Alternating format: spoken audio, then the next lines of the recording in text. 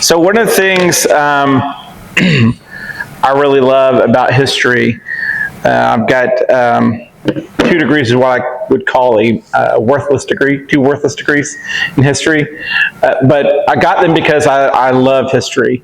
And no matter where I go, I want to go see that history. And the reason for that is kind of if you look on some of these charts that some of our folks have put together, there we go, there's a good one right there. You'll see this right, there we go. Got to learn how to work the buzzer.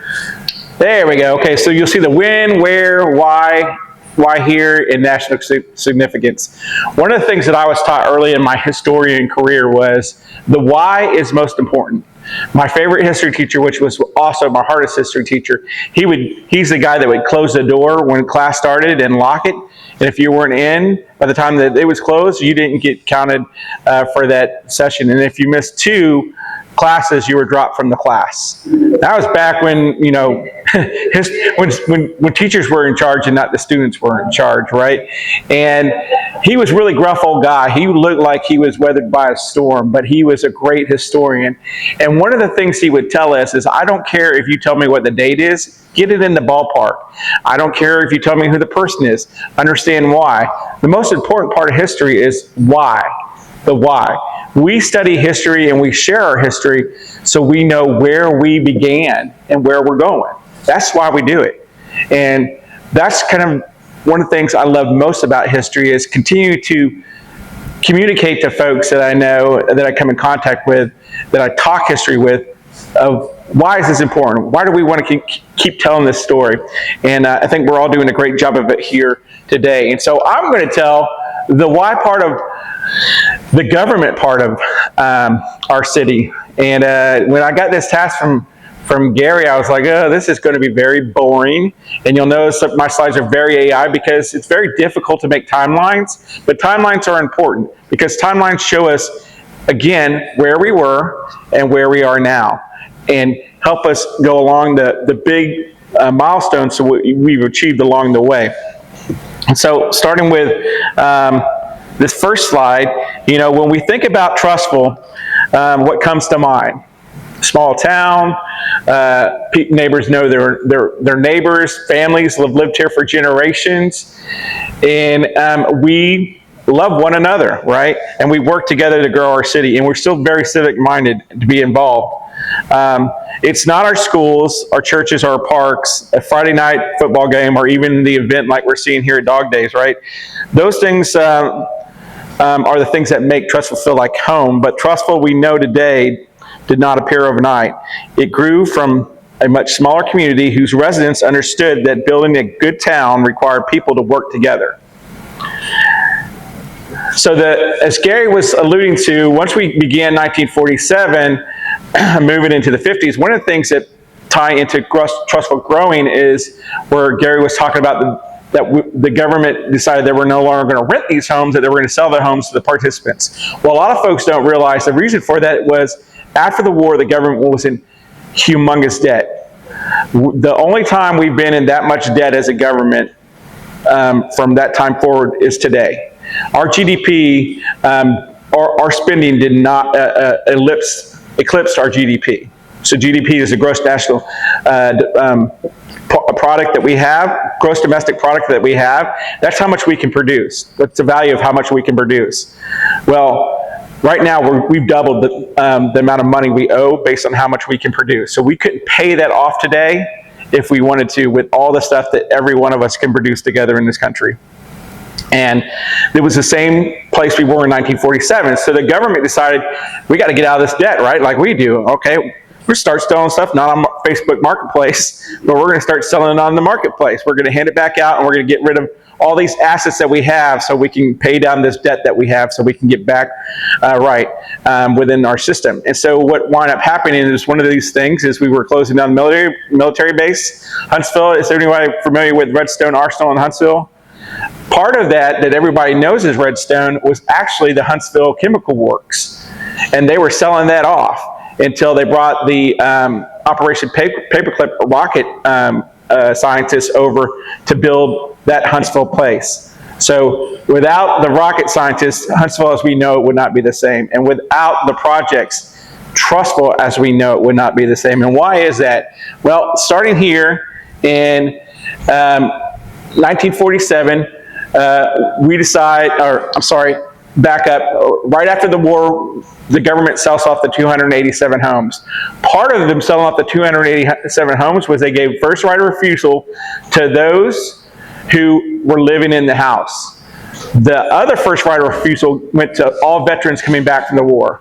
Now, another thing that a lot of folks forget is that we had a huge boom in housing at the end of the war. And the reason for that was because we had all these people moving back that didn't have, all these soldiers moving back after the war that didn't have a place to live. Before the war, we had a housing crisis as well. And a lot of folks don't realize that, and that's how the suburbs became the suburbs, because the government then gave a lot of these GIs what was called the GI Bill. And now we think of the GI Bill as the government paying for soldiers to go to college, and it is today, and it was used the same way during that period of time. But you could also use a GI Bill to start a business. You could also use a GI Bill to build a house, to buy a house. And so the government wanted to give those soldiers coming back a chance at this. And so now we've got 287 houses, and we have Old Trussville. And the two communities realize we're not going to come together, or we're not going to be able to build apart. We need to come together as a community and build a new community. And we incorporated it in 1947. We voted, and what's funny with that vote is that much like today, there were, I think we had at that period of time, 1,353 residents in the surrounding area. Less than 70% voted in this election to incorporate Trussville. So we have, while we're civically minded, sometimes we don't come out and vote. We didn't come out to vote then, we're still not coming out to vote now, right? So some things never change. Okay, so residents of Cahaba and Old Trussville decided that they could accomplish more as one community. So in 1947, they came together to form a town that we know as Trussville. And then in 1950, the population was only 1,575 people. You could get up and down Highway 11 pretty easy then. The town had a mayor, 5 aldermen, 2 police officers, and a volunteer fire department. City Hall operated from an existing building on Main Street. It was a small building when they started off. They didn't have a big building. They just said, hey, can we rent a building that we can go and we'll just meet? It was about the size of this building here. As the chart shows, Trussville grew gradually at first, and then that growth accelerated when we went from 3,500 residents in 1980 to more than 27,000 residents today. Does anyone know what that caused that big boom in population? We got more land. And the reason why we got more land was because in 1987, Birmingham decided they put their sights on Trussville's area and wanted to start annexing all the land around us into Trussville. And that's the reason why today a lot of Birmingham surrounds Trussville. And you'll also see within our maps that there are pockets of Birmingham within Trussville, because there was a race. Well, our founders at the time, and you'll see one of them was Mayor Grover, said, no, we're going to fight back. And they started annexing a lot more of the land than Birmingham. And the race was on. It was who's going to annex more land in 1987.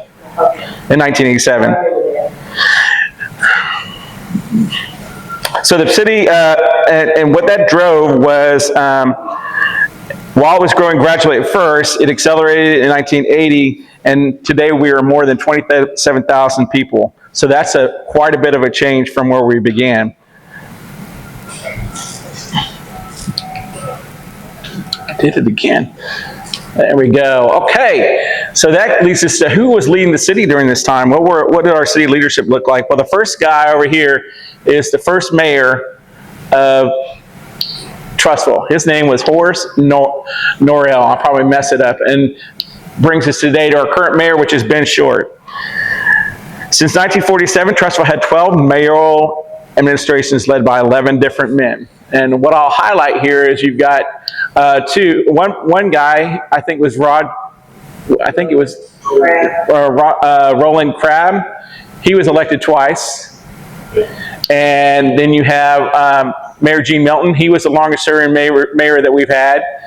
And And then Buddy Choate had 2 terms. So you'll see we've had so many, this many mayors since then, about 12. And it was led by, like I said, 11 different men. On the left is Horace Neal, our first mayor, and on the right is Ben Short, our current mayor. Those photographs represent nearly 80 years of change. Horace Neal was the first board of, and the first board of aldermen had a challenge of building a municipal government from the ground up, but they did not do it alone. The early fire department depended on volunteers. A lot of folks today think that the government should provide all the money to provide all the resources we have. Well, in that part of our city's history, they didn't. The Civitan Club actually purchased Trussville's first fire engine for $9,000. Man, I bet the chief wishes he could get a fire engine for $9,000. I know the council does. $1 million is what they cost today for a fire engine. And there's a long wait because there's only one place that you can build a fire engine. Other residents supported schools, churches, recreation, civic organizations, and their neighbors. Each mayor on this chart served during a different chapter of Trussville's history. Some lived during the city's early development, others served during annexation, rapid residential growth, commercial expansion, or the creation of Trussville cities. The biggest impacts I think that we've seen as far as these mayors are concerned would be with Horace, who started the city off and incorporated us and started building the first things we needed in order to act as a city, followed by Charles Grover, who led the push to stop the annexation of all the property around us into Birmingham, which really stopped us from being part of Birmingham. Gene Melton, who served the longest, he created one of the largest reserves. When Gene Melton left office, we had $16 million in reserve. So those are most consequential. I think Buddy Choate and Ben Short will prove to be 2 other consequential mayors that we'll have, because we're now in the next phase, in the next chapter of Trussville, and we're trying to determine which path we're going to take. So we've seen a lot of change from here, where the downtown was redeveloped and re-envisioned, and looks a lot nicer today than it did. And we're going to probably see a lot of stuff under Ben Short, where we're putting together the comprehensive master plan. The names and challenges changed, but progress always depended upon one thing: cooperation amongst elected leaders, city employees, civic organizations, local businesses, and residents. That partnership, not one person or one institution, helped Trussville grow into the city it is today. Keep doing it. I'm going to learn this quicker by the time it's over. This final chart shows how Trussville turned that cooperation into lasting community institutions. Our first city government operated from a modest space on Main Street in 1949, and it moved into a lease building on South Chalkville Road. Trussville Utilities was incorporated in 1950. The municipal swimming pool opened in 1954. In 1960, the city dedicated its first municipal building. Guess how much we pay for that building? $225,000, and that's going to really exceed what we've even looked at for building our next building, which would be millions. But guess what? How they did this? They built this building not in debt, but debt-free. So while it took them almost 20 years to come up with the money for that building, they came up with the money and they did it debt-free. As Trussville continued to grow, it expanded its services, annexed new areas, and eventually established its own school system. But these accomplishments are about more than buildings, dates, and dollars. They show what can happen when people see a need and decide to help meet it. And one of the things I kind of glossed over, and I shouldn't have, with one of the most influential mayors, is not only did Gene Melton set up that huge reserve that we have, he did it while creating our first school system here in Trussville. And our city leaders and our citizens put forth their tax money in order to create that school system, which has created Trussville as we know it today.